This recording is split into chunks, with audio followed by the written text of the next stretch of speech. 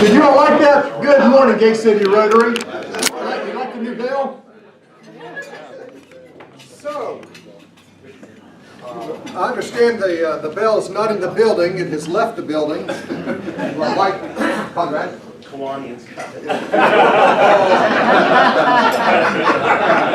It's okay, because I'm sure Mike will bring that back after the meeting. It's good to see everybody this morning, visitors and guests. It's wonderful to have you all with us this morning. Ken Kinga has our invitation. Good morning.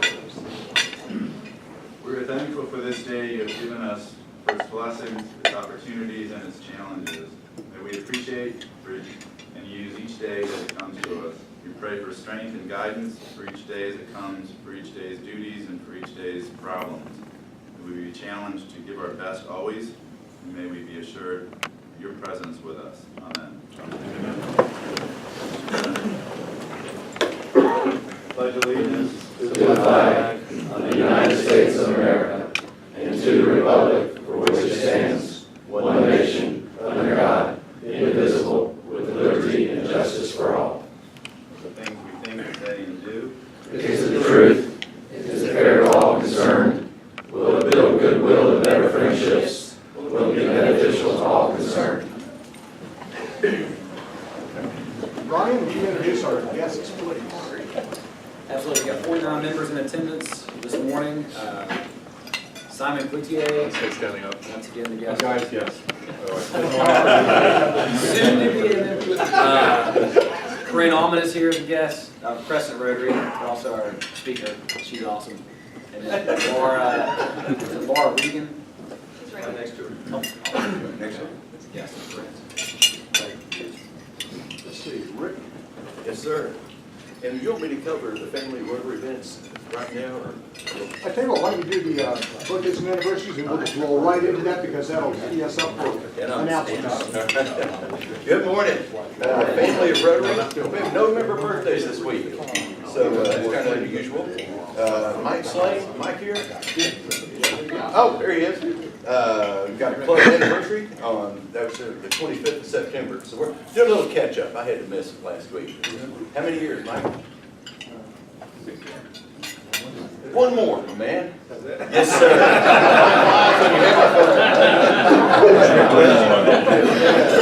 John, Now we get tested on it. I know Kim is here. Kim, where are you? There she is. And your hubby, I think, has a birthday on October 6th. Yes, ma'am. So don't forget that day. You're being tested again. While I am take a look at these tables. We've got a bucket load of things for you to look at.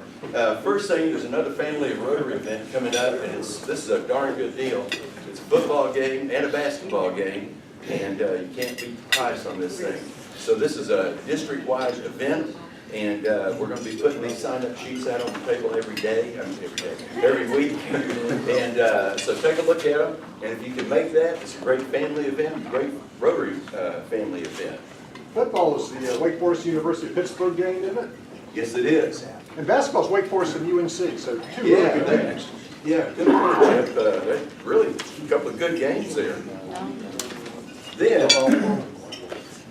near and dear to our hearts, coming up very soon, got two things. Got Pig Stock coming up. That's first weekend in November, so make sure you got that on your calendar. Then we're going to have our practice cook next weekend. Not this weekend, but next weekend. That'll be at Chick Person's place. So want everybody to show up to Ken. We're going to have everything. We're going to we'll have brisket, we'll have Boston butt, we'll have ribs. I think somebody's doing some chicken, maybe Chris does. Yeah, we'll do some chicken. Yeah, so we got a plethora of choices there for food, and we need everybody to show up to cheer on the cook team and give input. You know, what can make us better? We want to win this thing this year. Now, That also starts as the world's greatest meal, which is a huge Rotary effort. there you go. And a big So don't eat all next week. Save them. Because we got more to take, serve than we can take home. Now, ask everybody to be thinking about Pig Stock. We really want some good attendance and some good participation on this. You know, when Paul Harris got all this stuff started, one of the things that drove him was the fellowship. And he was disappointed. The guy grew up in Vermont, over in the cutthroat business world of Chicago. He was so disappointed in this. You know, there was no caveat buyer. It was all caveat emptor. If you could tell a lie and sell your product, and, you were just that much more clever than the other guy. And it really disheartened him. And one of the things that he missed from back in Vermont was the fellowship that he had among other vendors. You would just never do that. So one of the driving forces that got Rotary started was fellowship. And it's a big part of what we do. You know, people join Rotary, and a lot of times it's for maybe business reasons, but the number one reason cited, one of the number one reasons that people stay is for the fellowship. So we want to bring our families in. So this is a big deal. We're going to be pushing hard, and we want some really good participation on this. We're Rotarians. We get out there, we volunteer, and make it happen. So make sure you got these two events on your calendar, and we're going to have a good time. Thanks. Rick, and I also heard that we're looking for a dessert. Someone could maybe make some dessert for the pig stop. Chris Justice's wife has got an idea that something we might try. It has to be cooked on the site, and preferably it involves a grill, since it's a barbecue contest. But yeah, if you've got an idea for dessert, we're going to try to kick some other things around. Yeah. Please don't rely on Stephanie's dessert.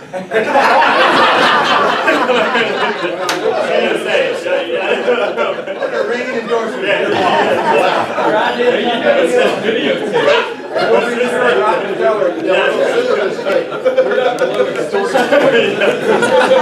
Let's just say this dessert is concept only right now. So, anybody else, please help. Let's not mention this to Stephanie. Let's not mention this to Stephanie or Kristen Trouble. Thanks, guys.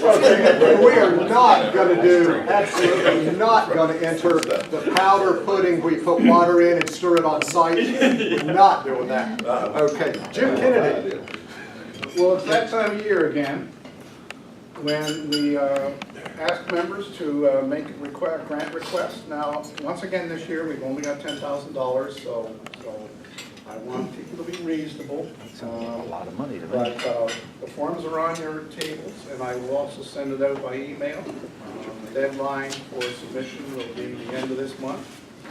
And then the PPC, or the Past Presidents Committee, will get together and make a decision on the grants. So get your grant requests in. You have to be involved with the non-for-profit and have direct involvement with use of the funds. So step up and make a request. Jim, thank you for kicking that off early this year. Last year we did it a little later in the year, and it's, I just so appreciate you getting the ball rolling early this year. Thank you very much for that. Let's see, we have a few other announcements. Is Ralph here? Ralph is here. Okay, we're going to skip that announcement. Did everybody get an email? You know, sometimes I get these emails, all of these emails from Rotary, and I don't know if they go just to me and I need to announce it, or if you all got a copy. I don't want to inundate you with in your inbox. We got an announcement from Claudia Kennedy about the hurricane relief efforts on the coast, down at the coast, and if you want to make a contribution in support of that. See some heads nod, or no, I don't know what you're talking about. Okay, good. And if you're not sure, check your email. Matthew, do we have an announcement on Project Greenbelt? Good morning, everybody. I apologize for not being here the past 3 weeks. It's just things just the way they worked out. It was unusual. Okay, she wants to be picked up. Friday, tomorrow morning at 8, we're going to get together at 907 Avalon Road. I think it's Road, not Drive. And start working on the roof for a house. It's, we do many things in this group with money and volunteering, ringing the bell, I mean, you name it. But it's very rare we get a chance to actually do something for someone and see them, see their reaction while we do it. And I'll be honest, 8 people signed up is not going to get that reaction. We need more people to sign up. We do this every year. Everybody knows it's coming, and I think we can do a better job than 8. So tomorrow, 8 o'clock, Saturday, 7:30 at Briar Park for breakfast, and 8:30 on Saturday on site. Is the breakfast Saturday or Friday and Saturday? Saturday only. Okay. Yeah. And Friday is meeting right at the house. Will you send out the link, the sign-up? Oh, I'll do it all again. I'll do another email and another sign-up list, and then we can get a couple more people. And if you can do a half day, Half days are welcome, you can only come a half day, that's not over my Quarter feelings. days. 4 days, that's fine. all help is welcome and needed. Signing up. Bam. Okay. Last week, we did a membership program, and one thing I want to make a clarification on, somebody asked me from the audience, how are we doing on membership? Would we be okay for Gold Club? And I can assure you, we will be fine for Gold Club. That is not a problem. There are some other metrics in the Gold Club checklist that we're evaluated on. One of them includes the number of ladies that are in our club, and over the last 3 or 4 months between people that have retired, relocated, changed clubs, had job things, we do need to step up our invitations to women members, and I would encourage you, we probably need to add 6 before the end of March to be on track for Gold Club, just because of, again, relocations, changing clubs, changing jobs, and stuff like that. So that is one area specifically that we need to be more conscious of including women in our club and being proactive about that, and not just thinking, well, another member will think to ask someone, I don't know anyone. Wait a minute, what do you mean we don't know anybody? We all know people that would be good Rotarians, and it's our responsibility. In fact, we're building on our legacy. When you think of how long you've been in the club, and some of us have been around the club, some of us are helping the average age increase in our club. We need to do something about, you know it, we need to think about what our legacy will be and the people that will come behind us in our club and carry the Gate City Rotary Club on further. So please be mindful of that. I'll continue to remind the club and give you a status update where we are throughout the year on that. I think that is all the announcements. What about the football pool? What about football? Let's talk about football. Has everyone had breakfast already? Okay. The reason I say that is because I was a little dismayed last week. Apparently someone started filling out a football pool sheet, and they simply did not have enough strength to continue to circle. And I really felt bad because they got as far as the Ohio State-Penn State game, and they had 12 right at that point. So they had like 10 games left. So they probably would have won, but they just kind of, I don't know, I didn't see anyone pass out. So they didn't have the strength to put their name down either, so I can't call anybody out. So I just encourage you, take, if you need supplements or something else to get through it, please fill it out. And so that would be, make sure we have one for everybody. And as I have to look in this roll, I didn't realize this, Walt. You have to look to see who comes in and to see who's going to be, in the running, and will everybody be here. And I was watching Tony Huemeyer, and I was thinking he's in shape to be to be the low scorer here. And then suddenly he was saved by Gigi Renault. She popped in a little bit late, and so she is the low scorer with better than last week.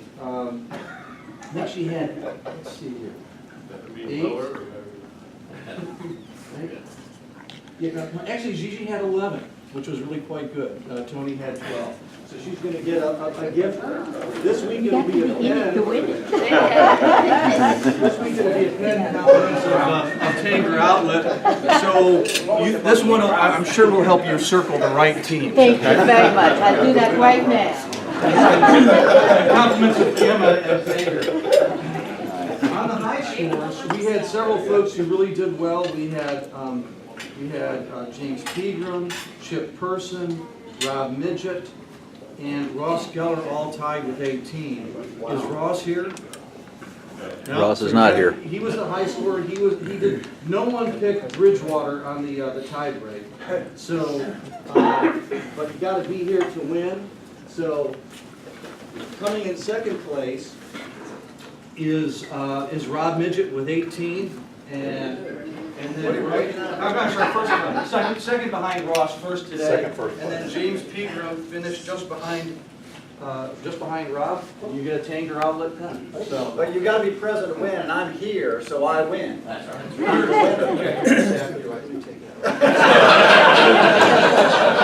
We'll save this for next week.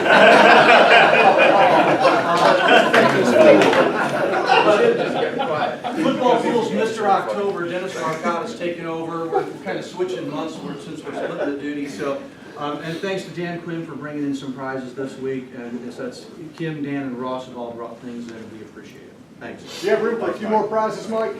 We do. Okay, heads up on that. I did not see, I know Buster he sent me an email late yesterday. Well, I'm going fishing, and I don't have anything from Grandpappy Lewis. And he said, I'm going to refer Bobby Christensen. So I emailed Bobby, I said, Bobby, you're going to be here to share some Grandpappy Christensen wisdom with us. He said, oh yeah, yeah. And I don't see, that's a group. Oh, they're right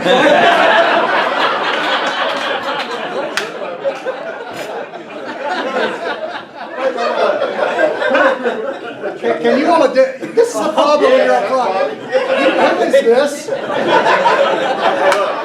I know I'm short, and I know I'm little, but I'm here. Really hurt my happy dog, Tommy. All right, so Never I mind him. got to Lexington last weekend for Family Day in Kentucky. I noticed they're not on the pool sheet here, but we went to the football game and we were sitting near the South Carolina band, so it was really crazy with all the Kentucky fans giving them a fit. And every time there was a bad play, they played a stupid song, so we all boo at them. But we had some really nice young Kentucky fans in front of us. I think they were alumni.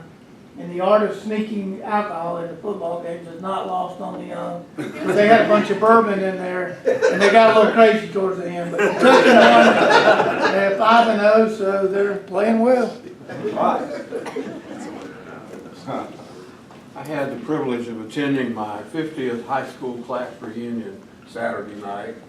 And not only were there folks there that I went to high school with, there were half a dozen or so folks there that I went to first grade with. But it was just, I guess, a little bit of a time for reflection, and also to be glad that my name and picture were not on the wall along with our 65 class members who are no longer with us. Dr. Steve. I have two happy dollars, one happy dollar, one information. We're doing the Youth of Christ next Saturday, and if anybody's eating our stew, we take it very, very seriously, and so you blame me if you don't like it. But anyhow, we hope to be cooking around 16, 17 course, and so everybody needs tickets, and if you buy them, you pick up at our new headquarters on North Elm Street next Saturday. Father, dollar. Saturday morning, I woke up with a sore throat. Sunday morning, I was calling the emergency doc, put on the antibiotic. Sunday afternoon, I went into my chest. By Tuesday, anyhow, I had a horrible several days. I have walking pneumonia. I'm not contagious, but the point is that I literally have walking pneumonia and was informed not to do the instruction project. Was hardly informed by my doc. But I'm suggesting that we have a bottle of hand sanitizer, because I was at a board meeting yesterday in Old Salem, and we had it for our box lunches, and I realized this is the only place out of all my training I never go and eat without having clean hands. And I come in here and enjoy meeting y'all, and then I sit down, and somewhere I got busted last week, big time. So I'm suggesting that it's acceptable. Steve. I have two happy dollars for sort of two interconnected stories. One has to do with knowing just a little bit enough about technology to get into trouble, and the other is sort of bragging rights on my son. He's a young engineer and he travels a fair amount for work. So he texted me yesterday during happy hours. And happy hours. How many hours? And he says, Dad, I got stopped at security, and the agent stated, "Sir, can you please come aside? We detect a groin anomaly." To which he replied, "Should I take that as a compliment?" I like that. So it struck me funny, especially as happy hours progressed. And, so I decided to share that. Well, actually, first of all, I said, you should post that on Facebook. And he said, no, Dad, I'm a professional. And I said, well, I'll do it for you. Of course, I use a little GIF, with the dancing devil. I know how to do this stuff. So anyway, I decided to share it with a dozen family and friends and a girlfriend from college, and I was happy. But one thing I forgot about my messaging when I had cut and pasted everything he put, one thing I forgot, when I send to multiple people, like when most of us get messages that we see having gone to multiple people, we see that, Aunt Celia's there and Steve's sister's there, whatever, and you kind of measure your response. But I've messed up something on my cell phone so that when you receive a message from me that's gone to multiple people, it doesn't look like that. It looks like it's just sent to you.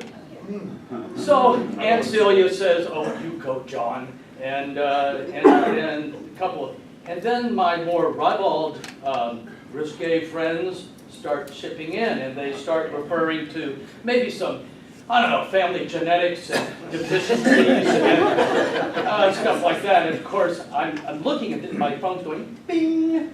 When it comes from Aunt Celia, bing, and I go, oh, that's cute. And bing, Aunt Julia, that's cute. And then suddenly it's like, oh my God, I didn't know how to stop it, and realizing all of these comments were going to everybody. I thought it was funny. One more. Little Grimsley tennis update. My daughter plays for Grimsley. They beat Ragsdale yesterday. She won her match, and cheers to Emma. Go Whirlies.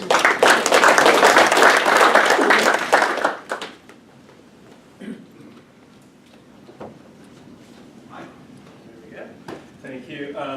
I just wanted to brag on my little daughter Caroline a little bit, and also thank Brian Kaiser. She organized a fundraiser to benefit one of her competitors who unfortunately was paralyzed in a boating accident this summer in the Charlotte area, the rival team that her soccer club plays.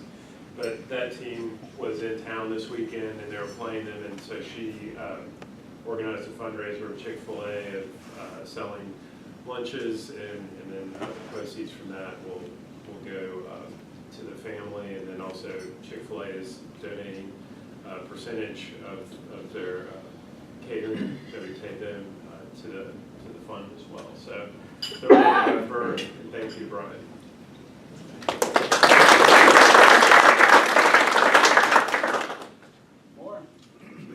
I got two happy dollars. I don't know if I said this one the other week. Last year, Judy Brumley came to my place of business because we do similar things, printing and all that. Of course, we know Rotary's a pyramid scheme. We all just sell stuff to each other. But anyway, she looked at my equipment and all. There were a lot of similarities. And then about 6 weeks ago, she invited me to her place and went over there and looked at all their machines and so on. And they had a lot of things that we've been thinking about for years. One we've been studying for about 20 years. But long story short, after that endorsement, and Judy and Jimmy and what they showed us, we bought one of those same machines and it showed up Monday, and they're in the process of installing it. It's going to revolutionize some of our printing. Wouldn't have done that without her endorsement, because it's sort of like toothpaste. There's lots of them out there and they all work, but it's hard to find the right one. And the other happy dollar, did something neat on Monday.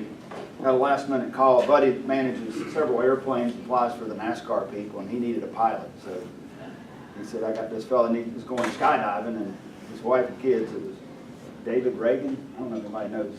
Yeah. I know nothing about NASCAR. But anyway, I took David Reagan and his wife, 2 little girls, and we went down east to a little airport, and he went skydiving with the Golden Knights.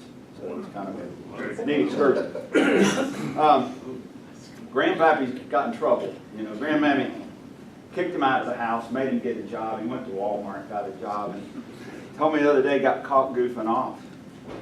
The boss came up and said, why weren't you working? And Grandpappy said, well, I didn't see you coming. And then Grandpappy thought that would be be an opportunity, a segue, to ask for a raise. And his boss said, well, why should I give you a raise? He said, well, I work harder than everybody else. And he said, well, why do you think you work harder? He said, well, when you don't know what you're doing, it's hard.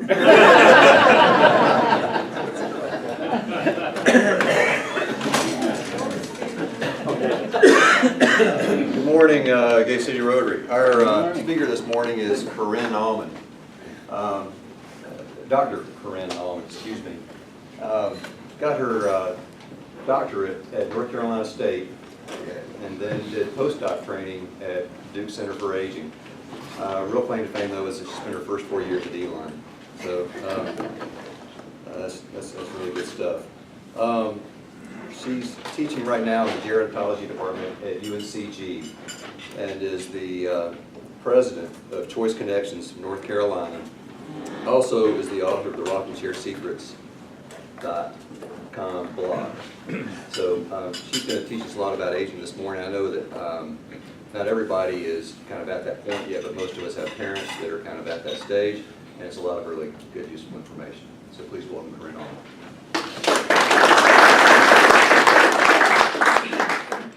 I'm going to forego the microphone. I have 4 children, so I'm used to yelling. So if you can't hear me in the back, just let me know, and I'll be glad to speak louder.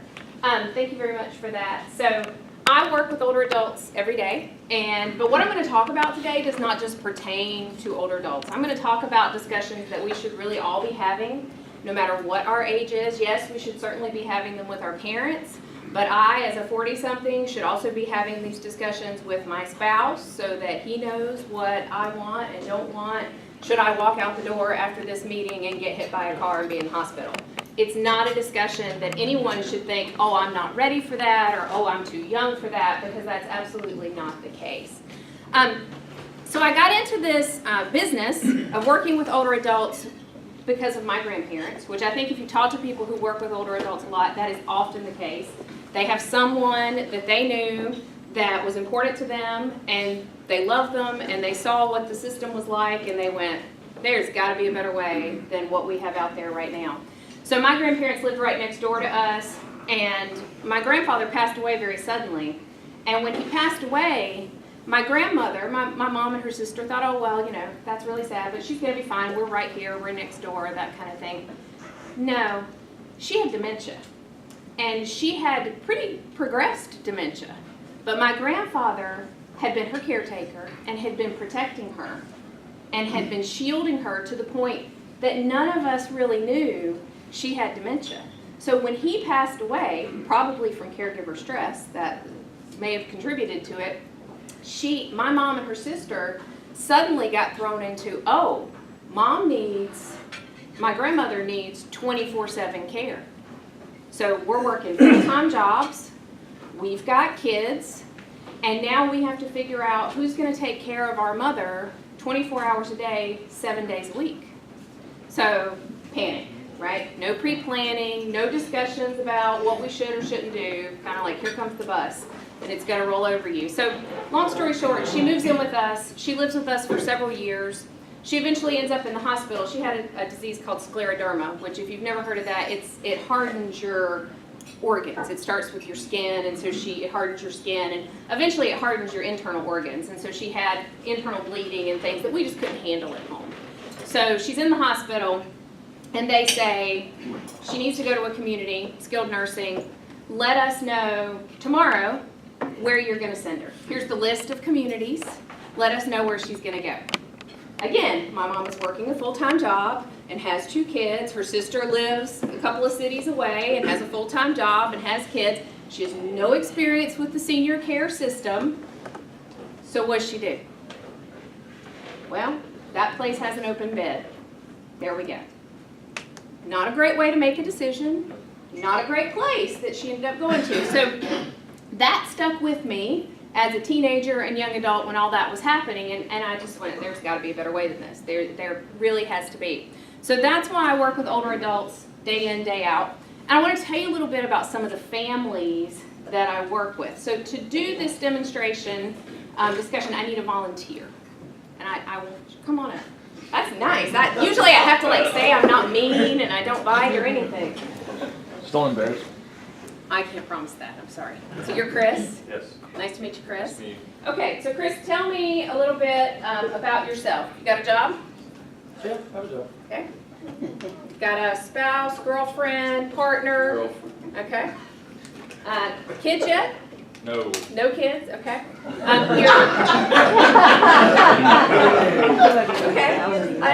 I understand, it's okay. So, you're in Rotary, right? Are you a member of any other civic organizations? No. No? I don't think so. Okay, church, anything like Oh. that? Yes, church. Okay, Oh, there you go.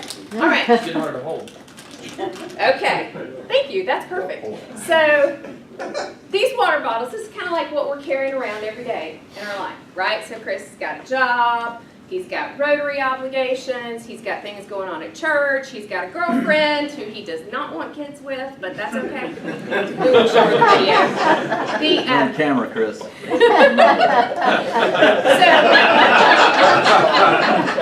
Two more water bottles. This Can't get any more. is what we're carrying around every day, right? So we're going to talk about a hypothetical mom, not your real mom, okay? So we're going to talk about Betty. So Betty and Chris would be typical clients for me. So Betty's 96. She's been doing great. She's living at home. She's been independent. She planned pretty well financially. She didn't really plan to live to 96, but she's still doing okay. So money's not too tight or anything. You go by, you see her, everything's good, right? Until one morning, January morning, you get a phone call from the neighbor who says, Betty didn't open her kitchen curtains this morning, and she's not answering her phone, and I'm worried about her. I think you need to go check on her. So you go check on her. And I mean, not yet. You're gonna get more bottles. He's like, give it to me. I'm ready. So you're gonna go check on her, and you find her in the garage. She fell and broke her hip, but she fell last night. So she's been laying in the garage for 12 hours with this broken hip in January. This is all a true story, by the way, but we're changing names to protect people. So now we got to deal with Mom's got to be in the hospital, and we got to go see her. No, you can't trade one out. You got to keep carrying everything you're carrying. So we're gonna go check on her.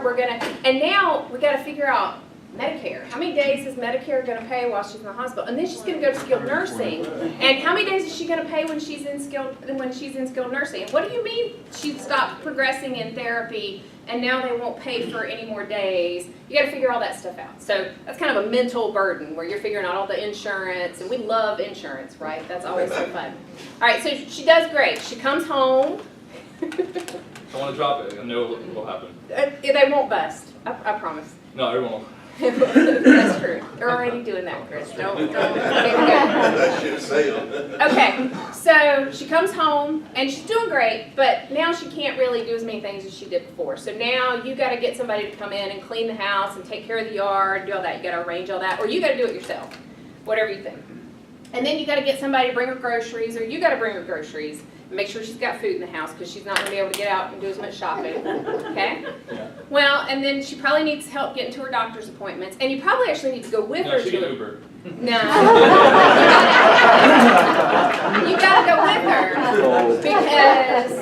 because somebody's got to be there to listen to what the doctor says, right? Because sometimes even I don't always remember what the doctor says when I'm there. You need to know what the doctor says, okay? Fair enough.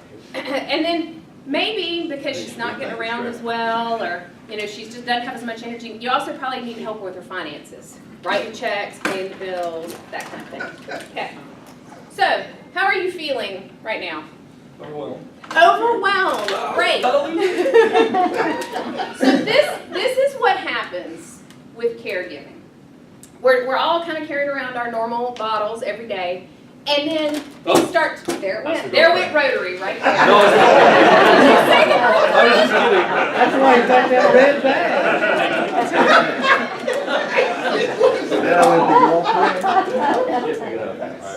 Okay, so it sneaks up on us, bottle by bottle, little bit by little bit. We keep thinking, I can do this, I can do this. It's Mom, I want to help Mom, I want to take care of Mom. I can do this. How long are you going to be able to hold those bottles for me? Well, you've already dropped some of them, Yep. so some things have already fallen apart. Not very long. Not very long. So here's the thing that people don't realize. caregiving is a marathon. If someone has a dementia diagnosis, you're looking at 8 to 20 years of needing care. 8 to 20 years of needing care. Can you carry those bottles for me for 8 to 20 years? No. Probably not. Not without some help, right? Something else will be affected. Something else is going to be affected. Your family, your kids, your girlfriend, your job. Something else is going to fall down along the way. Thank you so much. I'm going to take these off your hands now. That was really real. That was really real? Yeah. You're welcome. Just hope your girlfriend doesn't see this video. Thank you so much. You don't want these. They've been in the trunk of my car for probably years. You don't want this. Nobody drink the water bottles. Okay. So it sneaks up on people. They don't know. They don't know what they're getting into when they first start. And I really believe that there has to be a discussion that families have. I think one of the biggest mistakes they make is not talking about siblings, not talking about what's going on with mom or dad. Mom and dad not talking with the children about what they want or don't want to happen in different scenarios. So why don't we do that? Why don't we have those conversations? I mean, it seems perfectly logical that we should. Why don't people have those conversations? They're uncomfortable. Somebody else said something. It stresses you. If you're like my father, you believe that if you talk about it, that means you're going to die tomorrow, right? So we won't talk about it so we don't jinx ourselves. It's really uncomfortable, just in general. And I like to compare it to having the talk with your kids. So I have 4 kids. My oldest is 11. And when he was 9, he came up to me and he said, Mom, I know that it takes a boy and a girl to have a baby. And I went, okay. You know, no commentary from me, just okay. He's like, and I know you need both parts. He's like, well, do they come off? Does it detach? And that's how you do that? I'm like, no, son, your parts are not going to come off. Those are going to stay with you. So I left it at that. I didn't say anything else. And he's thinking about it. And he said, well, how does that work? And I said, when you get married and you want to have a baby, you get the parts close together. And don't worry about it anymore until then. He's like, okay. And I'm sweating bullets at this point. Exactly. Where is your father? Is exactly what, he wasn't at home at the time. I'm texting him going, get home right now. But why don't I want to have that conversation with him? It's the same thing. It's uncomfortable. It's awkward. I sometimes might think, oh, if I tell you these things, you're going to become more interested in them rather than, learn about it and not want to do it. So I put off having the conversation in great detail. But if I keep putting it off, there are big, life-altering consequences to me not having that conversation with him, right? He's going to make bad decisions. His buddies on the school bus are going to tell him things that aren't true. So I've got to have the discussion. I've actually already had it now because we're 2 years later now, but that's another story for another day. We've got to do it. And the same thing is true with discussions about what you want to have happen should you become incapacitated or it is at the end of your life. Because if you don't have that discussion with someone, I can guarantee you are unlikely to get what you want. Walt brought up the book Being Mortal by Atul Gawande. Has anybody here read that book? So in that book, he talks about you need to have a discussion about what is quality of life. So one guy in the book says that, as long as I can watch football and eat ice cream, my life is worth living. Even if I'm bedbound, as long as I can eat ice cream and watch football, life is good. Well, that wouldn't be true for me. So I need to have discussions with someone to say, here's what would be quality of life for me, and here's when you need to let it go, because it's not going to be worth living for me. So I think there's great power in having families step up to these conversations. I think it can be empowering rather than a negative, rather than a stress-filled anxiety sort of thing. If you approach it from the, I'm going to take control of what happens at the end of my life. We're going to have this discussion so that you know what I want.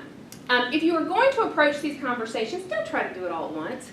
Don't get anybody cornered over Thanksgiving dinner and say, okay, I want to know who's your healthcare power of attorney and your financial power of attorney, and I want to know if you have a do not resuscitate. That is going to be very stressful. Don't do that. So it's multiple conversations over many visits, many days, to get through it. How many of you have someone in your family that you'd love to have this conversation with, but they don't want to have it? Anybody? Okay, so there's a few hands going up. Get help. Enlist friends and family. Maybe they don't want to have the conversation with you, but they'd have it with a neighbor, and then the neighbor can tell you.